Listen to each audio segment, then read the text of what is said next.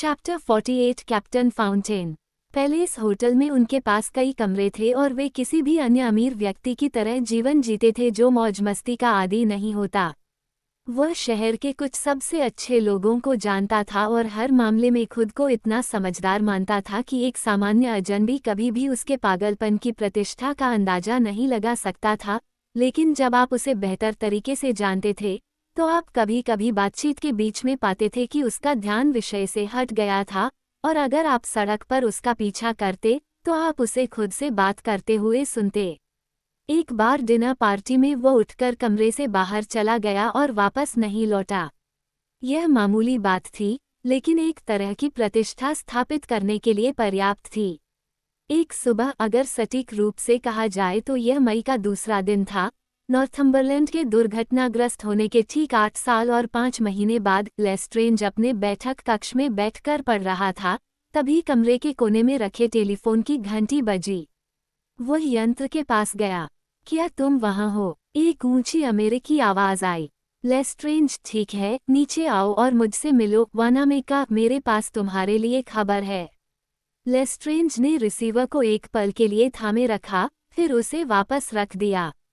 वो एक कुर्सी पर जाकर बैठ गया, अपने सिर को दोनों हाथों से पकड़े हुए। फिर वो उठा और फिर से टेलीफोन के पास गया, लेकिन उसने उसका इस्तेमाल करने की हिम्मत नहीं की। उसने नवजात आशा को चकनाचूर करने की हिम्मत नहीं की। समाचार। इस शब्द में कितनी दुनिया छिपी है। केरनी स्ट्रीट में वो वानामेका के दफ्तर के दरवाजे के सामने खड़ा था और अपने आप को संभाल रहा था और लोगों की भीड़ को देख रहा था। फिर वह अंदर गया और सीढ़ियों से ऊपर चला गया। उसने एक झूला दरवाज़ा खोला और एक बड़े कमरे में दाखिल हुआ।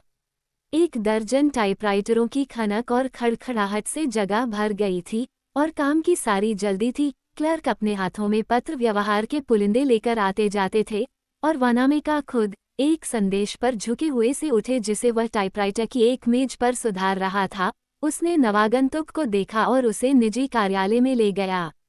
यह क्या है? लेस्ट्रेंज ने पूछा। केवल इतना ही, दूसरे ने नाम और पते वाली कागज की पर्ची उठाते हुए कहा। साइमन जे फाउंटेन, 45 राथरे स्ट्रीट वेस्ट, जो घाट के पास है, का कहना है कि उसने आपका विज्ञापन एक अखबार के पुराने अंक में देखा है और उसे लगता है कि वह आपको कुछ बता सकता है। उसने खुफिया जानकारी की प्रकृति के बारे में नहीं बताया, लेकिन ये पता लगाने लायक हो सकता है। मैं वहां जाऊंगा, लेस्ट्रेंज ने कहा। क्या आप रथरे स्ट्रीट जानते हैं? नहीं। वानामेका बाहर गया और एक लड़के को बुलाकर उसे कुछ निर्देश दिए। फिर लेस्ट्रेंज और लड़का चल पड़े। लेस्ट्रेंज ने विज्ञापन एजेंट को धन्यवाद कहे बिना या किसी भी तरह से विदा लिए बिना कार्यालय छोड़ दिया, जिसने थोड़ा भी अपमानित महसूस नहीं किया, क्योंकि वह अपने ग्राहक को जानता था।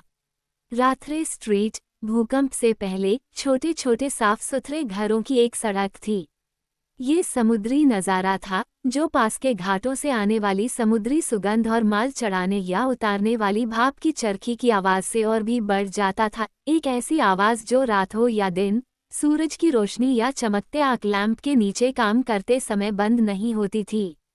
नंबर 45 बिल्कुल अपने साथियों की तरह ही था, न तो बेहतर और न ही बदतर, और दरवाज़ा एक साफ सुथरी सभ्य महिला ने खोला जो छोटी और मध्यम आयु की थी। वह बेशक आम थी, लेकिन लेस्ट्रेंज के लिए आम नहीं थी। क्या मिस्टर फाउंटेन अंदर हैं? उसने पूछा। मैं विज्ञापन के लिए आया हूँ। ओह, क्या आपने ऐसा किया है, सर?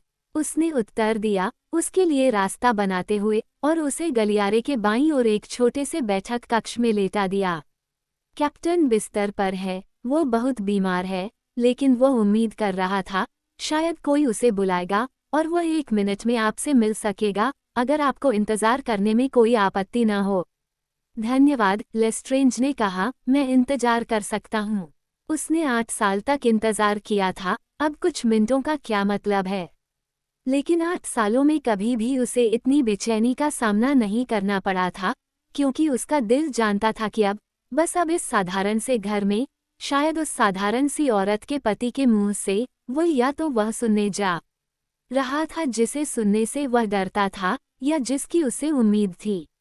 यह एक छोटा सा उदास कमरा था, यह इतना साफ था और ऐसा लग रहा था जैसे इसका कभी इस्तेमाल ही नहीं हुआ हो। कांच की बोतल में कैद एक जहाज मेंटेलपीस पर खड़ा था और दूर दूर से आए सीप, रेत पर जहाज़ों की तस्वीरें, वे सभी चीजें जो आमतौर पर एक पुराने नाविक के घर की शोभा बढ़ाती हैं। लेस्ट्रेंज जब प्रतीक्षा कर रहा था तो उसे अगले कमरे से हलचल सुनाई दे रही थी, शायद विकलांगों का, जिसे वे उसके स्वागत के लिए तैयार कर रहे थे। डेरिक और विंच की दूर की आवाजें कसकर बंद खिड़की से दबी हुई आ रही थीं, जो ऐसा लग रहा था जैसे कि इसे कभी खोला ही न गया हो।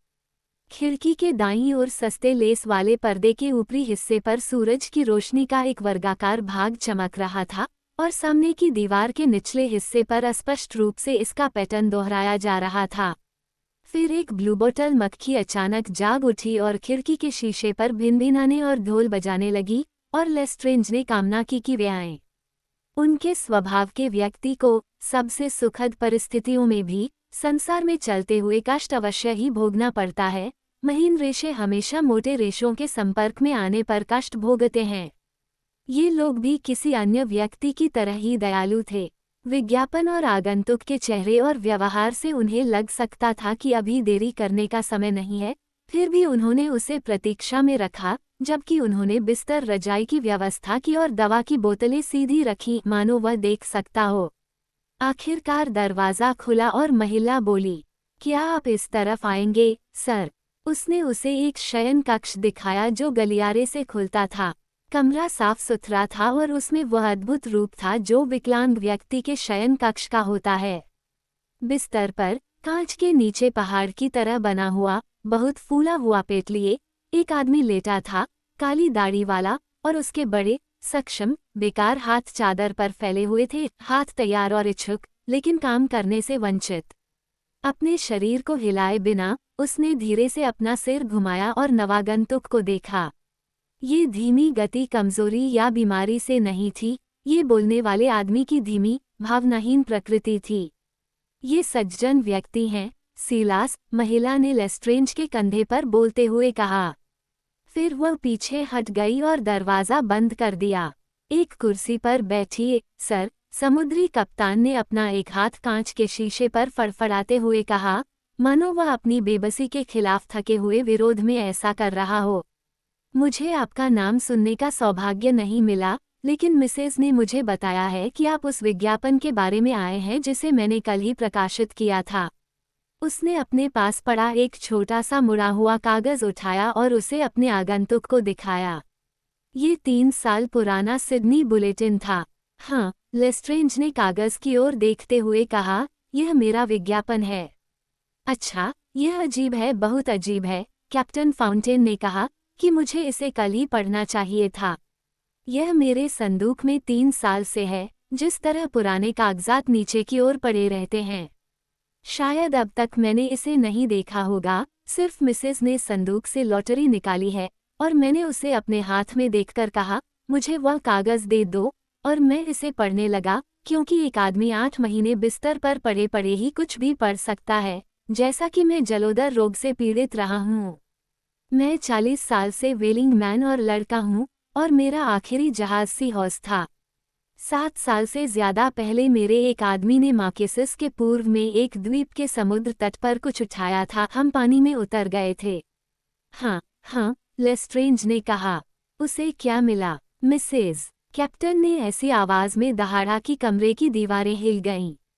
दरवाज़ा खुला और वो औरत प्रकट हुई। मेरी पतलून की जेब से मेरी चाबियां निकालो। पतलून दरवाजे के पीछे लटकी हुई थी, मानो उसे पहना ही जाना हो। महिला ने चाबियां निकाली और उसने उन्हें टटोला और एक चाबी ढूंढ निकाली। उसने उसे थमा दिया और बिस्तर के सामने एक बयूरो के दराज की ओर इशारा किया। वह जानती थी कि उसे क्या चाहिए, इसलिए उसने दराज खोली और एक डिब्बा निकाला, जिसे उसने उसे थमा दिया। यह एक छोटा कार्डबोर्ड बॉक्स था जिसे रस्सी से बांधा गया था। उसने रस्सी खोली और एक बच्चे की चाय परोसने वाली चीज निकाली, एक चायदानी, क्रीम का जग, 6 छोटी प्लेटें, सभी पर पेंसिल से पेंटिंग की गई थी। ये वह बक्सा था जिसे एमेलिन हमेशा खोती रहती थी, फिर से खो गया। लेस्ट्रेंज ने अपना चेहरा अपने हाथों में छिपा लिया। वो उन चीज़ों को जानता था। एमिलिन ने उन्हें आत्मविश्वास के साथ उसे दिखाया था। उस विशाल महासागर में से उसने व्यर्थ ही खोज की थी। वे उसके पास एक संदेश की तरह आए थे और उनके भय और रहस्य ने उसे झुका दिया और उसे कुचल दिया। कैप्टन ने अपनी बगल में फैले अखबार पर सामान रख दिया था और वो टिश्यू पेपर से छोटे चम्मच खोल रहा था। उसने उन्हें इस तरह गिना जैसे किसी ट्रस्ट की कहानी लिख रहा हो और उन्हें अखबार पर रख दिया। तुमने उन्हें कब पाया? लेस्ट्रेंज ने अपना चेहरा अभी भी ढके हुए पूछा। 7 साल से ज्यादा पहले की बात है, कप्तान ने जवाब दिया। हमने लाइन के दक्षिण में एक जगह पानी में उतरकर इसे पानी में उतारा था, जिसे हम वेलमैन पाम ट्री आइलैंड कहते हैं, क्योंकि लैगून के टूटने पर एक पेड़ है।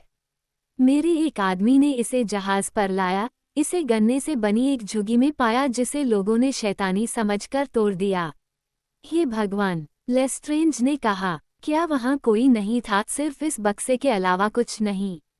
लोगों ने कहा कि न तो कोई दृश्य था और न ही कोई आवाज, बस झुग्गी को छोड़ दिया गया था। मेरे पास उतरने और बचे हुए लोगों की तलाश करने का समय नहीं था, मैं वेल के पीछे था। द्वीप कितना बड़ा है? ओह, एक मध्यम आकार का द्वीप, कोई भी मूल निवासी नहीं।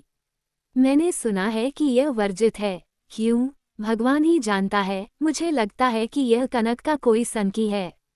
खैर, वहाँ कुछ खोज है, क्या आप उन्हें पहचानते हैं? मैं करता हूँ।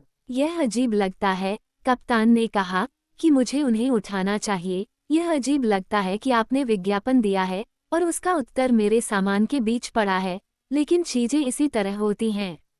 अजीब है, दूसरे ने कहा। यह अजीब से भी ज्यादा अजीब है।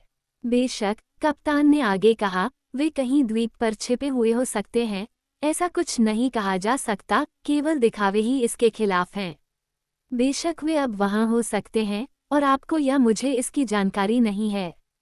वे अब वहां हैं, लेस्ट्रेंज ने उत्तर दिया, जो बैठा हुआ था और खिलौनों को ऐसे देख रहा था जैसे उसने उनमें कोई छिपा हुआ संदेश पढ़ा हो। वे अब वहां हैं। क्या आपको द्वीप की स्थिति पता है? मेरे पास है। मिसेज, मुझे मेरा निजी लॉग दे दीजिए। उसने बयूरो से एक मोटी, चिकनी, काली नोटबुक ली और उसे उसके हाथ में थमा दिया। उसने उसे खोला, पन्ने पलटे और फिर अक्षांश और देशांतर पढ़ा। मैंने इसे खोज के दिन ही दर्ज कर लिया था, ये प्रविष्टि है। एडम्स ने सुनसान झुग्गी से बच्चों के खिलौने का बक्सा जहाज पर लाकर रख दिया, जिसे लोगों ने गिरा दिया। इसे रम के एक कलकर के बदले में मुझे दे दिया।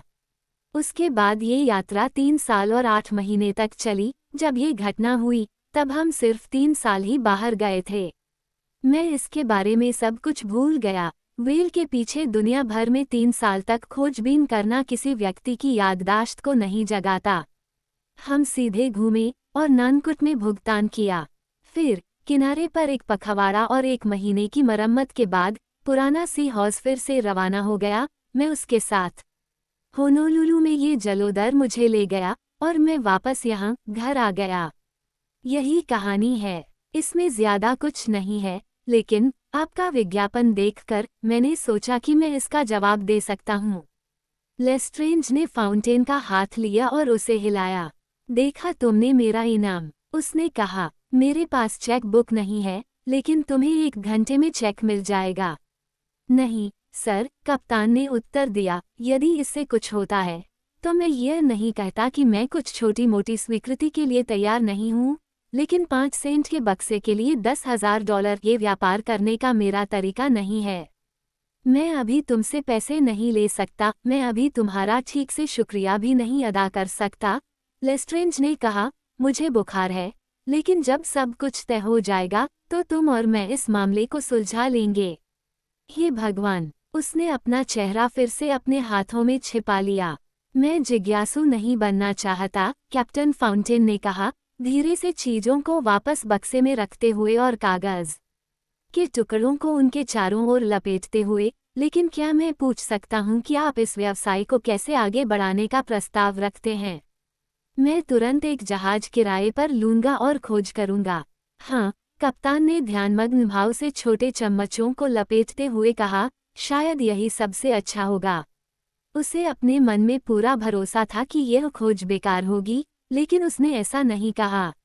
अगर वह बिना सबूत पेश किए अपने मन में पूरी तरह से आश्वस्त होता, तो वह लेस्ट्रेंज को कोई और रास्ता अपनाने की सलाह नहीं देता, क्योंकि वह जानता था कि जब तक सकारात्मक सबूत पेश नहीं किए जाते, तब तक उस आदमी का मन शांत नहीं होगा। लेस्ट्रेंज ने कहा, प्रश्न यह है कि वहां पहुंचने का सबसे तेज तरीका क्या है। वहां मैं आपकी मदद कर सकता हूं, फाउंटेन ने बक्से के चारों ओर रस्सी बांधते हुए कहा। आपको एक ऐसा स्कूनर चाहिए जिसकी एड़ी अच्छी हो, और अगर मैं गलत नहीं हूं, तो ओक सुलिवन के घाट पर इस समय एक स्कूनर माल उतार रहा है। मिसेज महिला ने फोन उठाया। लेस्ट्रेंज को ऐसा महसूस हुआ जैसे वह किसी स्वप्न में है, और ये लोग जो उसके मामलों में दिलचस्पी ले रहे थे, उसे मानव स्वभाव से परे परोपकारी लगे। क्या कैप्टन स्टैनीस्ट्रीट घर पर हैं, आपको लगता है? मुझे नहीं मालूम, महिला ने जवाब दिया, लेकिन मैं जाकर देख सकती हूँ।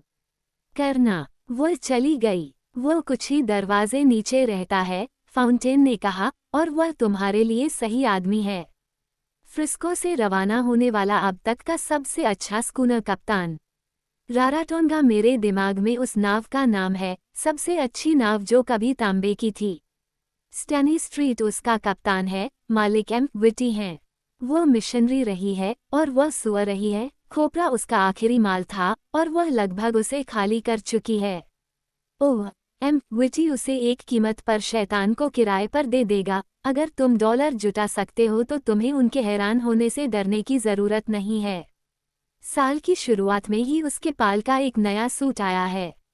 ओह, वो तुम्हें एकदम ठीक कर देगी और तुम इसके लिए फाउंटेन की बात मानो। मैं इस बिस्तर से चीज़ को इंजीनियर करूंगा अगर तुम मुझे तुम्हारी परेशानी में अपना पतवार लगाने दोगे। मैं उसे भोजन दूंगा और उन सभी धूर्त एजेंटों की तुलना में 3/4 कीमत पर एक दल ढूंढूंगा। ओह, मैं कमीशन तो लूंगा, लेकिन मुझे इस काम के लिए आधा भुगतान किया जाता है। वह रुक गया, क्योंकि बाहर गलियारे में पदचाप सुनाई दी और कैप्टन स्टैनीस्ट्रीट को अंदर दिखाया गया। वह 30 साल से ज्यादा का युवा नहीं था, सतर्क, तेज नज़र वाला और खुशनुमा चेहरा। फाउंटेन ने उसे लेस्ट्रेंज से मिलवाया, जिसने पहली नज़र में ही उसे पसंद कर लिया था। जब उसने अपने व्यवसाय के बारे में सुना, तो वह तुरंत उसमें दिलचस्पी लेने लगा। यह मामला उसे खोपरा और सुअर जैसे विशुद्ध रूप से व्यावसायिक मामले की तुलना में अधिक आकर्षक लगा। यदि आप मेरे साथ घाट पर चलें, तो मैं आपको अभी नाव दिखा दूंगा, उन्होंने कहा, जब उन्होंने मामले पर गहन चर्चा की और उस पर विचार विमर्श किया। वह उठा, अपने मित्र फाउंटेन को नमस्ते किया, और लेस्ट्रेंज उसके पीछे पीछे आया। उसके हाथ में भूरे कागज का बक्सा था। ओ, सुलिवन का घाट बहुत दूर नहीं था। एक लंबा केप होना जो लगभग दुर्भाग्यपूर्ण नॉर्थम्बरलैंड की जुड़वां बहन लग रहा था, लोहे के गोले दाग रहा था, और उसके पीछे एक सपने की तरह सुंदर बर्फ सफेद डेक के साथ राराटोंगा कोपरा को गिरा रहा था। वह नाव है, स्टैनीस्ट्रीट ने कहा, सामान लगभग बाहर है। वह तुम्हें कैसी लगी? मैं उसे ले जाऊंगा, लेस्ट्रेंज ने कहा, चाहे इसकी जो भी कीमत चुकानी पड़े।